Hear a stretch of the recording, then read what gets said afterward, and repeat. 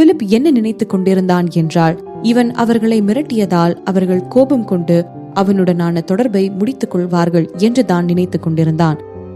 ஆனால் இந்த பெண் இவ்வளவு நேர்மையானவளாகவும் வெளிப்படையானவளாகவும் இருப்பாள் என்று அவன் நினைத்து பார்த்திருக்கவில்லை. இப்பொழுதுதான் ரவிச்சந்திரன் அவளை ஏன் இந்த தாங்கு தாங்குகிறான் என்று புரிந்தது. அப்ப நானும் என்னால முடிஞ்ச எல்லா உதவியும் உங்களுக்கு பண்றேன். நீ மட்டும் எனக்கு என் மனைவிய காப்பாற்றி கொடுத்துட்டீங்கன்னா நான் பிலிப் காலம் முழுக்க உங்களுக்கு கடன் பட்டிருப்பேன் என்று சத்தியம் செய்து கொடுத்தான். இதை கேட்டு மெலிதாக சிரித்த அவந்திகா, உங்களுக்கு எங்க மேல அவ்வளவு நம்பிக்கை இருந்தால் நாங்களும் அதுக்கு ஈடா ஏதாச்சும் செய்யணும்ல, அதனால எனக்கு ஒரு கம்ப்யூட்டர் கொண்டு வாங்க என்றாள். இதை கேட்டு குழப்பம் அடைந்த பிலிப், ஆனா எதுக்கு என்று கேட்டான். ஆன்லைன்ல இருக்கிற எல்லா வீடியோஸையும் நான் டெலீட் பண்ணி விடுறேன் என்று சொன்னாள் நிதானமாக. அவள் சொன்னதை கேட்டு பிலிப் அதிர்ச்சி அடைந்தாலும் அவன் எதுவும் கேட்காமல் ஒரு நல்ல கம்ப்யூட்டரை அவந்திகாவிற்காக ஏற்பாடு செய்து கொடுத்தான். அவனுக்கு முன்னேயே நல்ல இசைவாக போய் ஒரு நாற்காலியில் அமர்ந்து கொண்டவள் அவளது மாய வேலையை செய்ய ஆரம்பித்தாள். ஆன்லைனில் இருந்த கைலியின் வீடியோக்கள் அனைத்தும் ஒன்றின் பின் ஒன்றாக நீக்கப்பட்டு கொண்டிருந்தன. நல்ல வேளை இதுவரை எந்த வீடியோவும் வைரலாக போகவில்லை. அதனால் அவந்திகா அரை மணி நேரத்திலேயே எல்லா வீடியோக்களையும் வெப்சைட்டில் இருந்தோம் ஆன்லைனில் இருந்தோம் நீக்கிவிட்டாள். இதை பார்த்த பிலிப்பிற்கு இப்போதுதான் கொஞ்சம் மன நிறைவாக இருந்தது. திரும்பி ரவிச்சந்திரனை பார்த்தவன், ரவி, நீ சொன்ன இல்ல உன்னால ஐவி சிண்டிகேட்டோட பேஸ் எங்க இருக்குன்னு கண்டுபிடிச்சு அங்க இருக்கிற மொத்த இன்ஃபர்மேஷன்ஸையும் திருட முடியும்னு. எனக்கு அதை பண்ண முடியுமான்னு கொஞ்சம் டவுட் இருந்துச்சு. ஆனா இப்போ எனக்கு என்ன தோணுதுன்னா, அந்த வேலையை முடிக்க நமக்கு சரியான ஒரு ஆள் கிடைச்சிட்டாங்கன்னு என்று சொன்னான். அவனது பார்வை அவந்திகாவை பார்த்து இருக்க அவனது குரலில் கூட மரியாதை உயர்ந்து இருந்தது. ஏன், ஜான் மற்றும் அவனது நண்பர்கள் கூட அவந்திகா இந்த அளவு கம்ப்யூட்டர் விஷயங்களில் திறமையானவளாக இருப்பாள் என்று நினைத்து பார்க்கவில்லை. அவள் அவர்கள் கற்பனை செய்வதை விட பல படிகள் மேலே இருந்தாள். இப்பொழுதுதான் அவர்களுக்கு புரிந்தது, அவந்திகா வெறும் வாய்ப்பேச்சுக்காக எந்த சத்தியத்தையும் செய்து கொடுக்கவில்லை என்று. நீங்க சொல்ற வேலைய என்னால 100% செஞ்சு முடிக்க முடியுமான்னு தெரியல, ஆனா எனக்கு தெரிஞ்ச 90% அந்த வேலைய முடிச்சிடலாம் என்று நம்பிக்கையாக சொன்னாள் Avantika. No problem Avantika, no problem என்றான் பிலிப். அடுத்த சில மணி நேரத்திலேயே அவளுக்கான மொத்த கம்ப்யூட்டர் கண்ட்ரோல் ரூம் தயாராகி இருந்தது. அதில் அவளுக்கு தேவையான அதிநவீன கணினி சார்ந்த உபகரணங்களும் கம்ப்யூட்டர்களும் இருந்தன. அடுத்த வேளையாக ஐவி சிண்டிகேட்டின் பேஸ் எங்கே இருக்கிறது என்று கண்டுபிடிக்க வேண்டும். அவளுக்கு கிடைத்த தகவலின்படி ஐவி சிண்டிகேட்டின் பேஸ் நகரத்தை விட்டு வெகு தூரம் வெளியேவும் பாலைவனத்திற்கு அடியிலும் இருப்பதாக தெரிய வந்தது. சார்லிக்கு அதற்கான வழிகள் மட்டும் தெரிந்திருக்க பிலிப் தனது ஆட்களை அனுப்பி அந்த இடத்தை பார்த்து அந்த இடத்தை பற்றி கொஞ்சம் சலவை செய்து கொண்டு வர சொன்னான். அந்த கால இடைவெளியில் ஐவி சிண்டிகேட் உடன் இருந்து இவனுக்கு நிறைய வற்புறுத்தலும் மிரட்டல்களும் வந்த வண்ணமே இருந்தன. இன்னும் ஒரு வாரத்தில் ஜெனரல் எலெக்ஷன் நடக்க போகிறது. ஒருவேளை அவர்கள் ஒரு வாரத்திற்குள் கேலியை காப்பாற்றவில்லை என்றால் அந்த தோல்வியோடு சேர்ந்து இவர்களது முடிவும் நெருங்கிவிடும். ஆனால் அடுத்த நாள் காலையிலேயே பிலிப்பின் ஆட்கள் நல்ல ஒரு செய்தியோடு வந்தனர். அந்த பேஸின் கோஆர்டினேட்ஸ் கண்டுபிடிக்கப்பட்டிருந்தது. வண்டர்ஃபுல் ஜாப், சந்தோஷமாக சொன்னான் பிலிப். அடுத்ததாக எல்லோரும் அவந்திகாவின் கண்ட்ரோல் ரூமில் குழுமினார்கள். அவள் அவளது கம்ப்யூட்டர்களை இயக்க ஆரம்பித்து இருந்தாள். ரவிக்கும் அவந்திகாவிற்கு ஏதாவது உதவி செய்யலாம் என்ற எண்ணம் இருந்தாலும் அவளுக்கென்று ஒரு பாணியை எப்பொழுதும் வைத்திருப்பாள் அவந்திகா. அதை உடைத்து நாம் ஏதாச்சும் செய்து கெடுத்து விடுவோமோ என்ற எண்ணம் அவனுக்குள் இருந்தது. அதனால் எதுவும் செய்யாமல் அவளது வேகத்தை அமைதியாக அமர்ந்து வேடிக்கை பார்க்க ஆரம்பித்திருந்தாள். முதல் வேளையாக அவந்திகா அந்த ஐவி சிண்டிகேட் உடைய சர்வரை ஹேக் செய்ய ஆரம்பித்தாள். அது மிகவும் கடினமான வேலையாக எல்லாம் அவளுக்கு இருக்கவில்லை. சீக்கிரமாவே ஹேக் செய்து உள்ளே நுழைந்து விட்டாள் அவந்திகா. அடுத்த வினாடி அவளின் முன் இருந்த திரையில் அங்கே ஐவி சிண்டிகேட்டினுள் இருக்கும் சர்வேலன்ஸ் வீடியோக்களின் ஃபுட்டேஜ் தெரியும் காட்சி இங்கே ஒளிபரப்பாகி கொண்டிருந்தது. இதை பார்த்த எல்லோரும் உற்சாகமாகிவிட்டனர். அவந்திகா, எப்படி இவ்வளவு சீக்கிரமா அங்க சர்வர் ஹேக் பண்ண என்று கேட்டாள் அலித்ரா உற்சாகமாக. அந்த பேஸ் இவ்வளவு பெருசா இருக்கும்னு நான் எக்ஸ்பெக்டே பண்ணல. இந்த வீடியோல காமிக்கிறதெல்லாம் காம்பவுண்டோட பாதிதான் என்று சார்லி சொல்ல, பிலிப் நேரடியாக எல்லா கார்னர்ஸையும் செக் பண்ணுங்க, எனக்கு இந்த இடத்தோட அக்யூரேட் ஆன லே அவுட் வேணும் என்றான் கட்டளையாக. இதை கேட்ட அவந்திகா தனது கம்ப்யூட்டரில் மீண்டும் வேலை செய்ய ஆரம்பிக்க உனக்கு ஏதாச்சும் நான் ஹெல்ப் பண்ணவா என்று கேட்டான் ரவிச்சந்திரன் அவள் அருகே அமர்ந்தபடி. அவனை பார்த்து மென்மையாக சிரித்த அவந்திகா, நான் பாக்குற ஃபுட்டேஜ், டேட்டா எல்லாத்தையும் உங்களுக்கு பாஸ் பண்றேன். நீங்க அதை சேவ் பண்ணி லே அவுட் மேப் ரெடி பண்ணுங்க என்றாள். நோ ப்ராப்ளம் என்று சொன்ன ரவி சந்தோஷமான புன்னகையுடன் வேலையை செய்ய ஆரம்பித்தான். உண்மையை சொல்ல வேண்டும் என்றால் ரவிச்சந்திரன் தீவிரமாக வேலை செய்ய ஆரம்பிக்க மற்றவர்களும் கூட அவனின் வேகத்தை பார்த்து வியந்து நின்று விட்டார்கள். அவனை ஒரு வெற்றிகரமான தொழில் அதிபராக மட்டும்தான் இவர்களுக்கு தெரியும். ஆனால் அவன் கம்ப்யூட்டரில் வேலை செய்யும் வேகம், அது எப்படி சொல்வது? அவன் அவந்திகாவிற்கு ஈடாக இருந்தான். அதோடு அவர்கள் இருவரும் வேலை செய்து கொண்ட விதம் எந்தவித சல்லாபமும் இன்றி மென்மையாக நகர்ந்தது. அவந்திகா எல்லா வகையான இன்ஃபர்மேஷன்களையும் செய்து தர ரவிச்சந்திரன் அவை எல்லாவற்றையும் கோர்வையாக்கி கொண்டிருந்தான். அவர்களுக்கு இடையில் மிகவும் கம்மியான பேச்சுக்களே இருந்தாலும் ஒருவருக்கு என்ன தேவை என்று மற்றொருவருக்கு தெரிந்தது. அடுத்த சில வினாடிகளிலேயே அந்த அறை கீபோர்ட் சத்தங்களினால் நிறைய ஆரம்பித்தது. எல்லோரும் உன்னிப்பாக கவனித்துக் கொண்டிருந்தார்கள். ஆனால் எல்லோரது இதயம் வேகமாக துடித்துக் கொண்டிருந்தது. அவர்கள் இருவரும் இன்னும் ஐவி சிண்டிகேட்டின் முழு பேஸையே கண்டுபிடிக்கவில்லை. ஆனால் அவர்களுக்கு என்னவோ இப்பொழுது அவர்கள் பாதி வெற்றியை அடைய போகும் போல ஒரு பரிதவிப்பு, ஒரு உற்சாகம், ஒரு மனநிலை. அவர்களது ரத்தமும் கூட வேகமாக பாய ஆரம்பித்தது. சில நேர நிமிடங்களிலேயே அவந்திகா வேலையை நிறுத்திவிட்டாள். அவள் சிரித்தவாறே, இப்ப மொத்த பேஸும் நம்ம கண்ட்ரோல்ல வந்துருச்சு என்று சொல்ல, அடுத்த வினாடி ரவிச்சந்திரன் திரும்பி மேப் ரெடி ஆயிடுச்சு என்றான். அவனை ஆச்சரியமாக பார்த்த அவந்திகா, எவ்வளவு ஃபாஸ்ட், சீக்கிரமா முடிச்சிட்டீங்க என்று சொன்னாள் ஆச்சரியமாக. அவனின் வேகம் உண்மையாலுமே அவளுக்கு ஆச்சரியத்தை அளித்தது. அவந்திகா, இது ஜஸ்ட் ஒரு லே அவுட் தான், பெரிய விஷயம் எல்லாம் ஒன்னும் இல்ல என்று அவன் சாதாரணம் போல் தோளை குலுக்கினான். ஆனால் அவனை பார்த்த மற்றவர்கள் ஏற்கனவே அவனது வேகத்தில் ஆடி போய்தான் இருந்தார்கள். லே அவுட் பிரிண்ட் அவுட் ஆக உடனடியாக ரெடியாகிவிட அவர்கள் அந்த இடங்களை கூர்ந்து கவனிக்க ஆரம்பித்தார்கள். ஏற்கனவே மிலிட்டரியில் இருக்கும் பிலிப்பிற்கு அந்த வரைபடம் மிகவும் சுலபமானதாகத்தான் தெரிந்தது.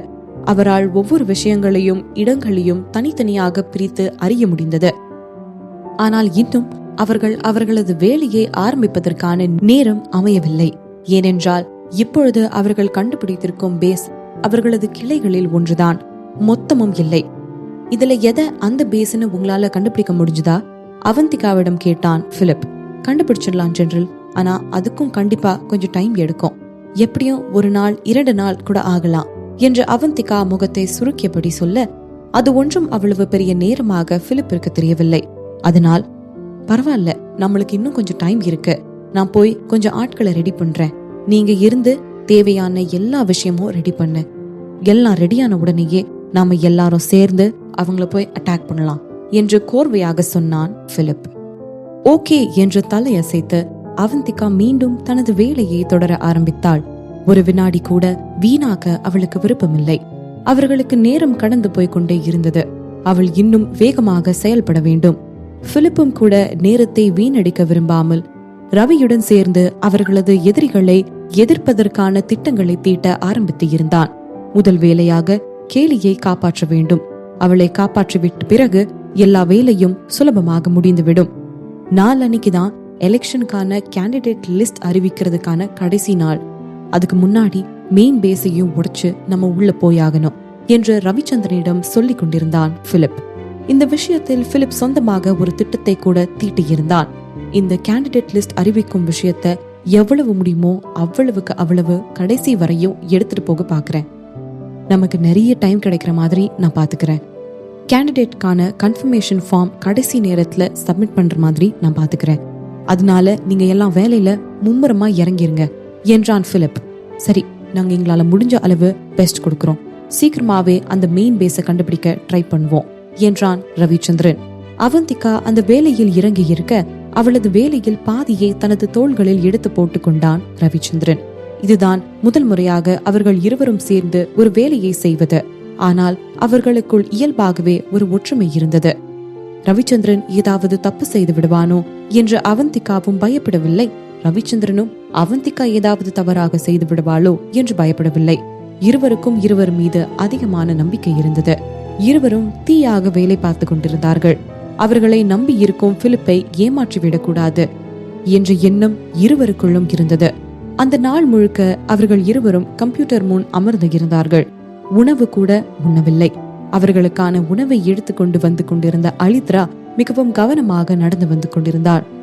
எந்த வகையிலும் அவர்களுக்கு இடையூறாக இருக்க அவளுக்கு விருப்பமில்லை. அவள் எடுத்து வந்திருந்த ட்ரேவை கொண்டு போய் அமைதியாக வைத்துவிட்டு மீண்டும் ஹாலுக்கு வந்து விட்டாள். இவள் வருவதை பார்த்த ஜஸ்டின், அவங்க சாப்பிட்டாங்களா என்று கேட்டான்.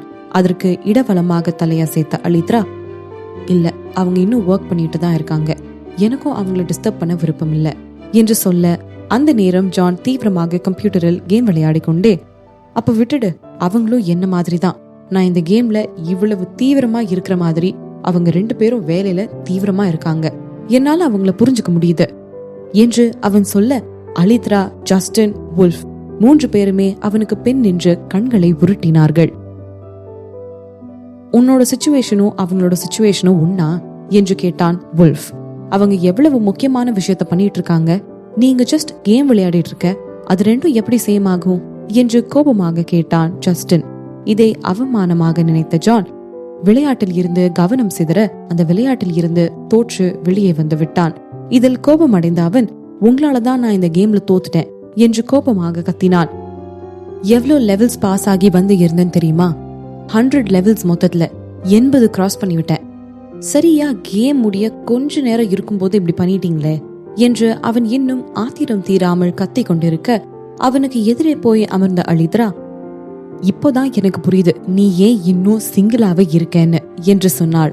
இதை கேட்டு எச்சரிக்கையான ஜான் முகத்தில் பயத்துடன், வாட் டு யூ மீன், என்ன சொல்ல வர என்று கேட்டான்.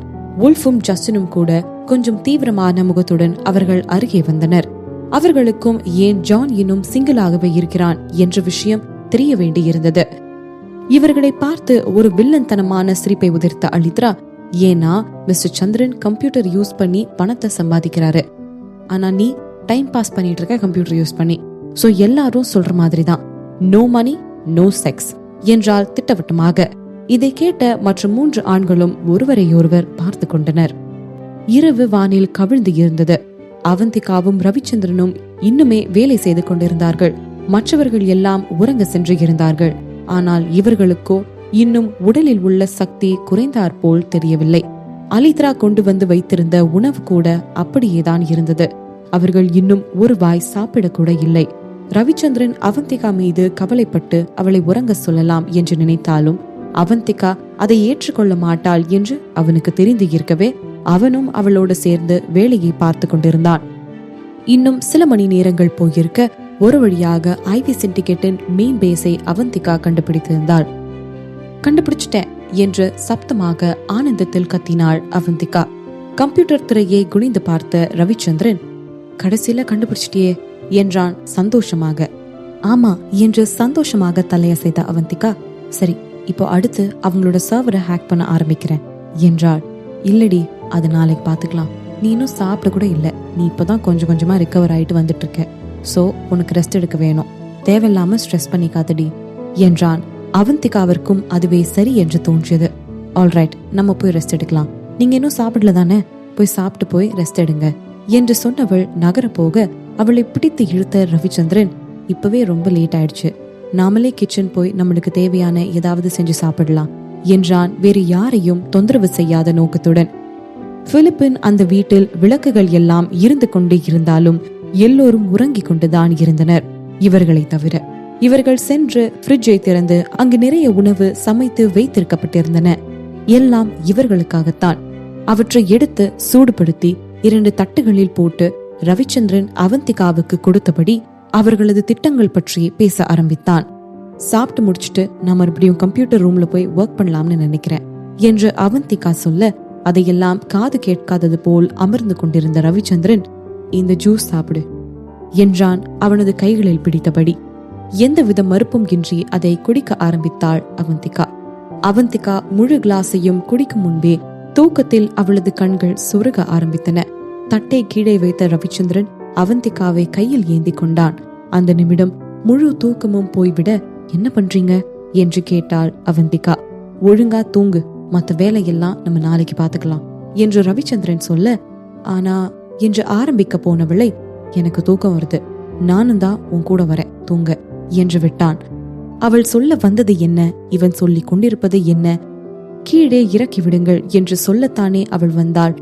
இவன் நின்னு எனக்கும் கூட தூக்கம் வருகிறது என்கிறான் என்று யோசித்தவள் அதற்கு மேல் எதுவும் பேசவில்லை.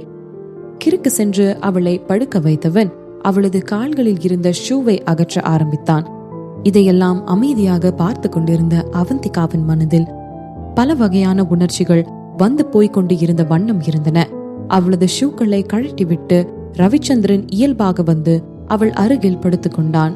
என்ன சொல்வது என்று அவள் வார்த்தைகளை தேடிக்கொண்டிருக்க போர்வையை இழுத்து போர்த்தி கொண்டு அவன், குட் நைட், இதுக்கும் மேலேயும் எதையும் யோசிக்காத, நம்ம நாளையிலிருந்து ஒர்க் கண்டினியூ பண்ணலாம் என்று விட்டு கண்களை மூடிக்கொண்டான்.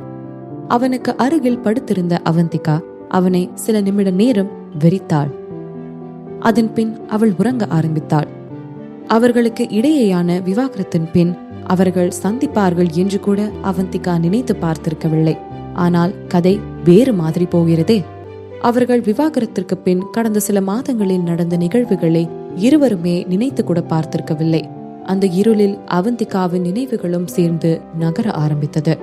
சில மாதங்களுக்கு முன் நடந்த ரவிச்சந்திரன் மற்றும் பூர்ணிமாவின் சந்திப்பு நிகழாமல் போயிருந்தால் இவளது வாழ்வு எந்த மாதிரி மாறி இருக்கும் என்று நினைத்து பார்த்தாள் அவந்திகா. அவளுக்கு அவளது ஞாபகம் மீண்டும் வராமலே போயிருக்கும். அவளுக்கு இன்று ரவிச்சந்திரன் உடனான இருக்கும் இந்த பந்தம் இல்லாமலே போயிருக்கும். ஆனால் அதற்கு முன் பல வருடங்களுக்கு முன் அவளது ஞாபகங்கள் மறந்து போகாமல் இருந்திருந்தால் அவள் ரவிச்சந்திரனை திருமணம் செய்திருக்க மாட்டாள் என்பது வேறு விஷயம். ஏனோ ஏற்கனவே விதிக்கப்பட்டது போல் தோன்றியது அவந்திகாவிற்கு. முதல் முறையாக இந்த ரவிச்சந்திரன் உடனான இந்த உறவை மட்டும் விதியின் கைகளில் ஒப்படைத்து விடலாம் என்று முடிவெடுத்தாள். முடிவுகள் தெளிவாகிவிட சில வினாடிகளில் உறங்க ஆரம்பித்தாள் அவந்திகா. அவள் உறங்கிய பின் ரவிச்சந்திரன் மெதுவாக கண்களை திறந்தான். நகர்ந்து அவள் அருகே வந்தவன் அவளது முகவடிவை ஆராய ஆரம்பித்தான். அவன் தூங்கிய பின் அவந்திகா எழுந்து சென்று விடுவாளோ என்ற பயத்தில்தான் இவ்வளவு நேரமும் தூங்காமல் இருந்தான். ஆனால் அவள் எழுந்து செல்லவே இல்லை. ஏனோ அவனின் மனதுக்கு இந்த விஷயம் இதமாக இருந்தது. சில நிமிடங்களுக்கு பிறகும் அவன் உறங்க ஆரம்பித்து விட்டான். விடிய ஆரம்பித்திருக்க எல்லோரும் ஒவ்வொருத்தராக ஆரம்பித்தார்கள். அப்பொழுது கம்ப்யூட்டர் ரூம் பக்கம் ஏதோ சத்தம் கேட்க அங்கே விரைந்தனர் எல்லோரும். அவந்திகா அங்கு வேலை செய்து கொண்டிருந்தாள். அவளை பார்த்து அளித்ரா, நீ தூங்கவே இல்லையா என்று கேட்டாள். என்ன அவந்திகா இது, தூங்காம கூட வேலை பார்க்கணுமா என்று கண்டித்தார் ஜான். அவந்திகா, நீ இவ்வளவு ரஷ் பண்ணலாம் வேண்டாம் என்றபடி அவளுக்கு முன் நகர்ந்தான் பிலிப். அவன் அவந்திகாவை நெருங்கிய நேரம் அவனது கைகளில் ஒரு கொத்தான பேப்பர்களை திணித்தாள் அவந்திகா. இதுதான் ஐவி சிண்டிகேட்டோட மெயின் பேஸோட லொகேஷன். இது அட்ரஸ். உங்க ஆளுங்களை அனுப்பி இனி உங்க வேலைய ஆரம்பிங்க என்றாள் அவந்திகா. இவ்வளவு சீக்கிரமா ஐவி சிண்டிகேட்டோட பேஸ் லொகேஷனை நீ கண்டுபிடிப்பேன்னு நான் எதிர்பார்க்கவே இல்லை அவந்திகா என்று பிலிப் சொல்லிக் கொண்டிருக்க, ஆக்சுவலா நான் நேத்தே இந்த பேஸ் லொகேஷனை கண்டுபிடிச்சிட்டேன், ஆனா கொஞ்சம் தூங்கிட்டேன் அதுக்கப்புறம் என்று அவந்திகா சொன்னவுடன், புரியுது, நோ ப்ராப்ளம், நீ அப்பப்போ பிரேக் எடுத்து தூங்கிக்கோ, தேங்க்யூ ஃபார் யுவர் ஹெல்ப், நான் என்னோட ஆளுங்க கிட்ட சொல்லி இது என்னன்னு பார்க்க சொல்றேன் என்று சொன்ன பிலிப்பின் கண்களில் அவந்திகா மீதான அபரிவிதமான பாராட்டு இருந்தது. அவன் திரும்பி பார்த்த பொழுது ரவிச்சந்திரன் அங்கே கதவுக்கு அருகே நின்று கொண்டிருந்தான். நடந்து வந்த பிலிப் ரவியை கடந்து போகும் முன்னே அவனது தோள்களில் தட்டி, யோர் லேடிஸ் ஆசம் என்றான். இதை கேட்டு ரவி பெருமையான முகத்துடன் சிரிக்க, அப்புறம் ஏன் ரவி அவந்திகா உன்னை டிவோர்ஸ் பண்ணா என்று கேட்டான் குழம்பி போன முகத்துடன். இதை கேட்ட ரவி, இப்போதான் நீ இதை பேசணுமா என்று மனதுக்குள் நினைத்தாலும் வெளியே எதுவும் சொல்லவில்லை. என்னது, உங்க 2 பேருக்கும் டிவோர்ஸ் ஆயிடுச்சா? அப்ப முன்னாடி கல்யாணம் ஆகியிருந்துச்சா? அதிர்ச்சியோடு கேட்டாள் அலித்ரா. அது அவளுக்கு மட்டும் புதிய செய்தி அல்ல, அங்கு இருந்த அவளை சேர்ந்த மற்றவர்களுக்கும் தான். ஏனென்றால் இப்படி ஒரு கோணத்தில் அவர்கள் இதுவரை அவந்திகாவையும் ரவியையும் கற்பனை செய்து கூட பார்த்திருக்கவில்லை என்பதை விட, ரவியும் அவந்திகா தங்களை அந்த மாதிரி வெளிக்காட்டிக் கொள்ளவில்லை என்று சொல்வதே சால சிறந்ததாகும். ரவி அவந்திகா பற்றிய பாதி கதையை தெரிந்து வைத்திருந்த பிலிப் அவர்களுக்கு பதிலாகத்தான் பதில் சொல்கிறேன் என்கிற பேரில் ரவியின் கோபத்தை இன்னும் அதிகமாக ஈர்த்தி விட்டான். ஒரு ஆம்பளை தப்பு செய்யறது சகஜம்தான், ஆனா அதுக்காக டிவோர்ஸ் எல்லாம் ரொம்ப பெரிய விஷயம் இல்லையா? ஆனா இப்போ அதுல முக்கியமான விஷயம் என்னன்னா, ரவி இப்போ அவனோட தப்பு திருத்திக்கிட்டான் என்று பிலிப் ஏதோ கூடி இருந்து பார்த்தவன் போல் சொல்லி வைக்க, அப்படின்னா மிஸ்டர் சந்திரன் அவந்திகாவுக்கு துரோகம் செஞ்சிட்டாருன்னு சொல்றீங்களா என்று தனது மனதில் தோன்றிய சந்தேகத்தை கேட்டு வைத்தாள். ரவி அவன் செய்த தவறை இப்பொழுது உணர்ந்து திருந்தி விட்டான் என்பதின் பொருளாக அவள் இதைத்தான் எடுத்துக்கொண்டாள். அடுத்த வினாடி எல்லோரது பார்வையும் கோபமும் ரவிச்சந்திரன் மீது பாய்ந்தது. அது எப்படி நீங்க அவந்திகா மாதிரி ஒரு பொண்ணுக்கு துரோகம் செய்யலாம், அதுவும் அவளை கல்யாணம் செஞ்ச பிறகும்? கோபமாக கேட்டான் ஜான். அவன் நினைத்து இருந்த அளவிற்கு ரவிச்சந்திரன் நல்லவன் இல்லையோ என்று அவனது மனத்தில் தோன்றியிருந்தது. ரவியிடம் முடித்துவிட்டு அலித்ராவிடம் திரும்பியவன், பாரு அலித்ரா, நீ எவ்வளவு நல்லவர் வல்லவர்னு புகழ்ந்துட்டு இருந்த, மனுஷனோட லட்சணத்தை பாரு என்று வேறு சொல்லி வைத்தான். உடனே அலித்ரா, வுல்ஃப், ஜஸ்டின் என அனைவரும் ரவியை திரும்பி பார்த்தனர். மீண்டும் பிலிப் ஆரம்பித்தான், அது எல்லாம் கடந்த காலம், இப்போ ரவி அவனோட வர்த் என்னன்னு ப்ரூவ் பண்ணிட்டு இருக்கான் என்றான். நீ எதுவும் பேசலனாலும் யாரும் உன்கிட்ட வந்து பேசுங்க பேசுங்கன்னு கொஞ்ச மாட்டாங்க பிலிப். பல்லை கடித்து கொண்டு பிலிப்பை பார்த்து முறைத்தபடி அழுத்தமாக கூறினான் ரவிச்சந்திரன். அதோடு நிறுத்தாமல், உனக்கு ஏதோ வேலை இருக்குன்னு சொன்னீல, அப்புறம் ஏன் இங்கே நின்று என் கழுத்தை அறுத்துட்டு இருக்க போ என்று எரிந்து விழுந்தான்.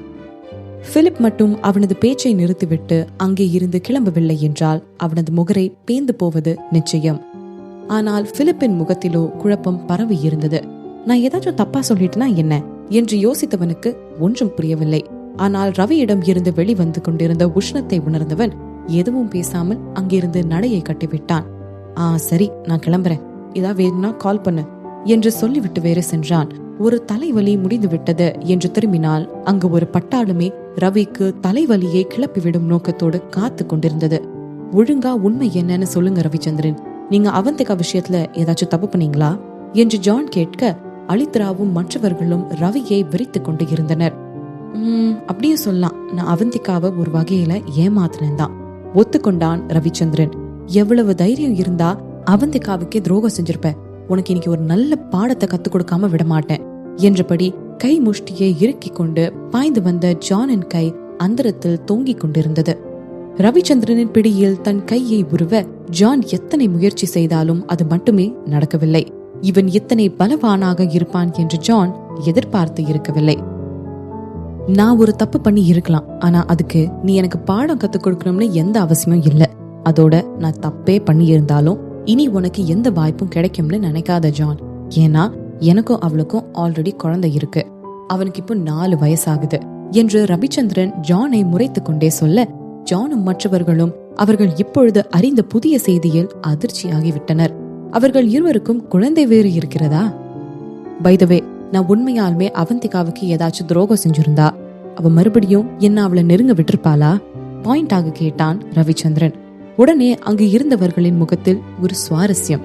அப்போ ரவிச்சந்திரன் எந்த துரோகமும் செய்யவில்லை என்றால் அவன் என்னதான் அப்படி செய்து தொலைத்தான் என்ற எண்ணமே எல்லோருள்ளும் ஓட, எல்லோரும் ஒரு சேர திரும்பி அவந்திகாவை பார்த்தார்கள் அவளின் பதிலுக்காக. இவர்கள் எல்லோரும் அவளது பதிலுக்காக காத்திருப்பதை கவனித்த அவந்திகா, ஆக்சுவலா நான் தான் அவருக்கு டிவோர்ஸ் கொடுத்தேன், ஏன்னா அப்போ எங்க 2 பேர்த்துக்குள்ளேயும் எந்த லவ்வும் இல்லை என்று விளக்கம் அளித்தாள். தென் இப்போ நீ ரவியை லவ் பண்றியா தயங்கிக் கொண்டே கேட்டான் ஜான். அந்த கேள்வியில் சிறு துளி நம்பிக்கையும் கூட புதைந்து இருந்தது. அவனுக்கு இன்னும் ஏதாவது வாய்ப்பு இருக்குமா என்ற நப்பாசை. நாங்க 2 பேரும் இப்போ டேட் பண்ணிட்டு இருக்கோம், சீக்கிரமே கல்யாணமும் பண்ணிக்குவோம் என்று விட்டாள் அவந்திகா. மீண்டும் யதார்த்தத்திற்கு திரும்பினான் ஜான். அவனுக்குள் இருக்கும் வேதனை அளவு சொல்ல முடியாத அளவிற்கு நீண்டு கொண்டே போய்கொண்டிருந்தது. அலித்ரா கூட இரக்கம் நிரம்பிய கண்களோடு அவனை பார்த்து வைத்தாள்.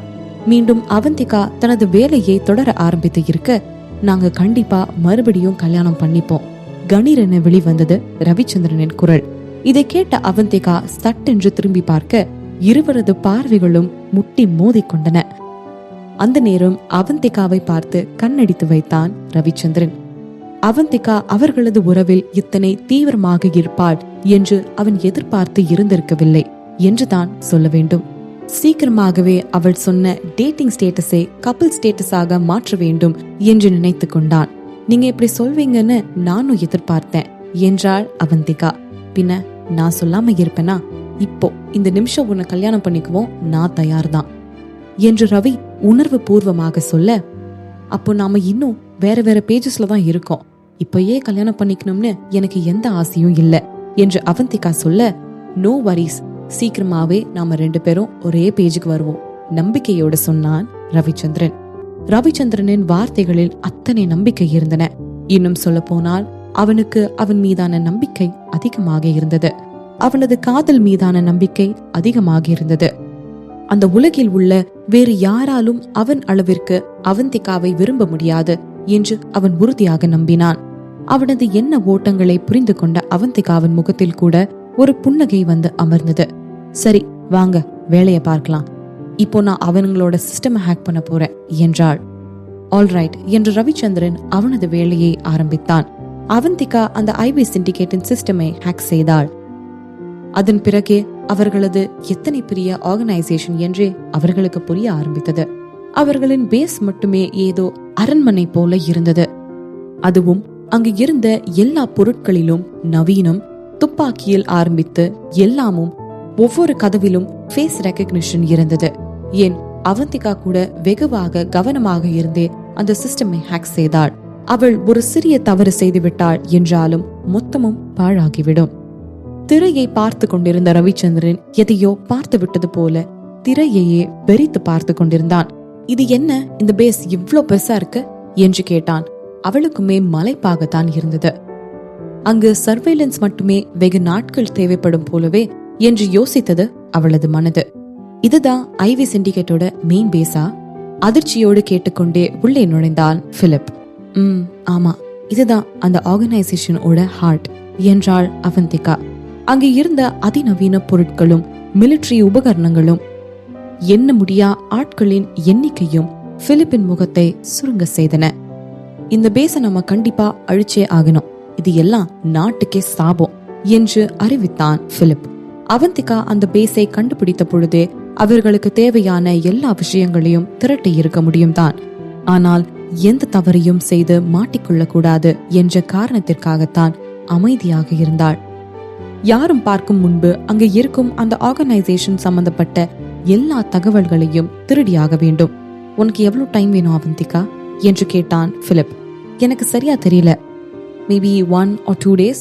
அப்பயும் எல்லா இன்ஃபர்மேஷனையும் காப்பி பண்ண முடியுமான்னு தெரியல என்று அவந்திகா சொல்ல, நமக்கு எல்லாம் தேவையில்லை, முதல்ல என்னோட வைஃப் கண்டுபிடிக்கிறதுக்கு தேவையான விஷயத்த மட்டும் கண்டுபிடி என்று பிலிப் சொல்ல, அவந்திகாவும் ஓகே என்றாள்.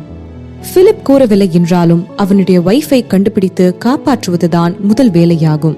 கேலியை தேடுவதற்காக அவந்திகா சர்வேலன்ஸ் பார்க்க தொடங்கினாள்.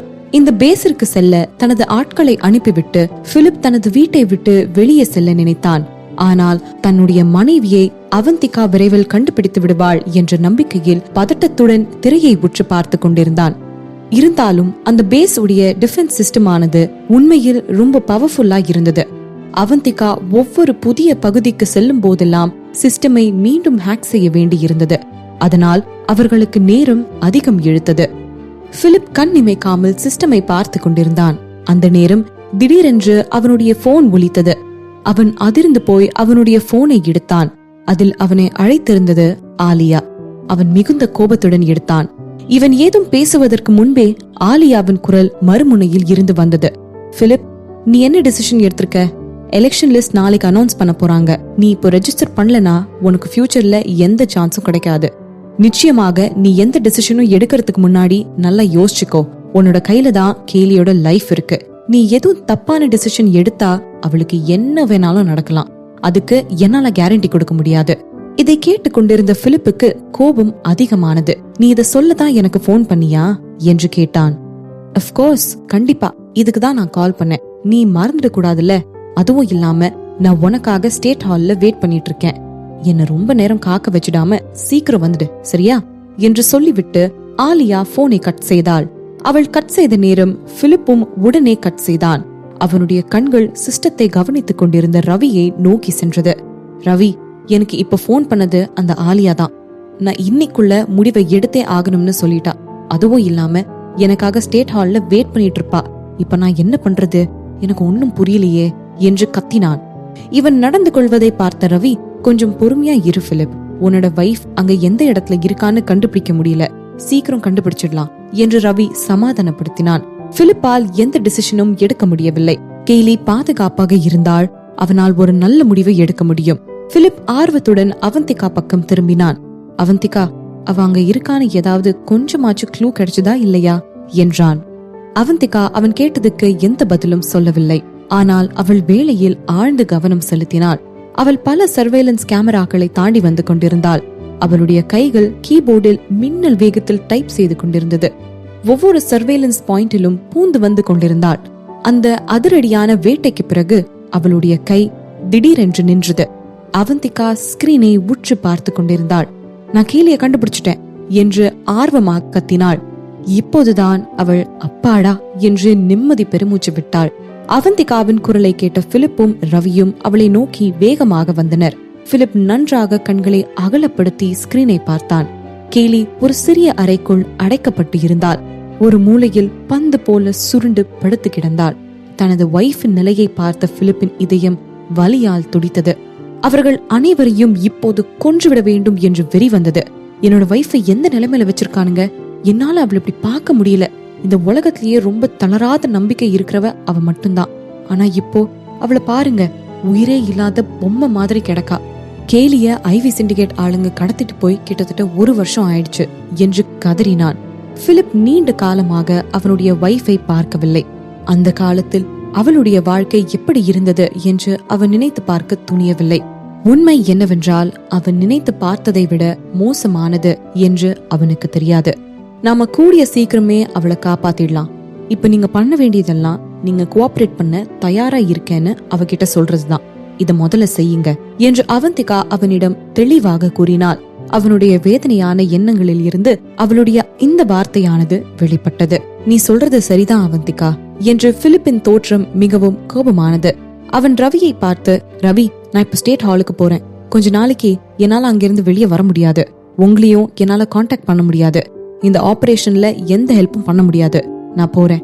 எல்லாத்தையும் கவனமா பாத்துக்கோங்க. துணைக்கு என்னோட ஆளுங்க இருப்பாங்க. பிளீஸ் என்னோட வைஃபை காப்பாத்திடுங்க என்றான். நீ பயப்படாம போ. கண்டிப்பா எங்களால முடிஞ்ச பெஸ்ட நாங்க கொடுப்போம் என்று பிலிப்பின் கையை பிடித்து ஆறுதலாக சொன்னான் ரவி. ரொம்ப தேங்க்ஸ் என்று கூறிவிட்டு வெளியேறுவதற்கு முன் பிலிப் அவனுக்கு சல்யூட் செய்தான்.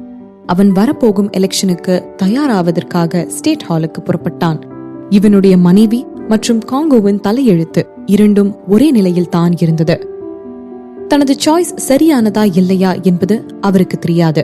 ஆனால் இப்போது தன்னுடைய மனதை நம்புவதை தவிர வேறு வழி இல்லை. பிலிப் தனது வாழ்க்கையில் செய்த மிகப்பெரிய பந்தயம் இதுவாகும். இருந்தாலும் அவன் அதில் முழு நம்பிக்கையுடன் இருந்தான். எப்படியாவது ஜெயித்தே ஆக வேண்டும் என்ற எழுச்சி அவனுள் இருந்தது. அவந்திகாவும் ரவியும் கண்டிப்பாக இந்த நிலைமையை சரி செய்து விடுவார்கள் என்று நம்பினான். எல்லாவற்றையும் ஏற்பாடு செய்த பின் பிலிப் அங்கிருந்து வெளியேறினான். செய்ய போகிற மிஷன் குறித்து கலந்தாலோசிக்க ரவியும் மற்றவர்களும் ஒன்று கூடினர். ரவிதான் முதலில் பேச ஆரம்பித்தான். நான் தனிப்பட்ட முறையில ஐவி சிண்டிகேட்டோட மெயின் பேஸுக்கு போக போறேன். கேலியை காப்பாத்துறது ரொம்பவும் முக்கியமானது. இதுல எந்த தப்பும் நடக்க என்னால அனுமதிக்க முடியாது என்று ரவி கூறினான். அவன் கூறியதை கேட்ட அவந்திகா ரவியை பார்த்து, ரவி, நானும் உன் கூட வரேன். அப்பதான் உனக்கும் கொஞ்சம் ஹெல்ப்ஃபுல்லா இருக்கும் என்று உறுதியாக கூறினாள். நாங்களும் வரோம் என்று ஜானின் குழுவினரும் ஒற்றுமையாக கூறினர்.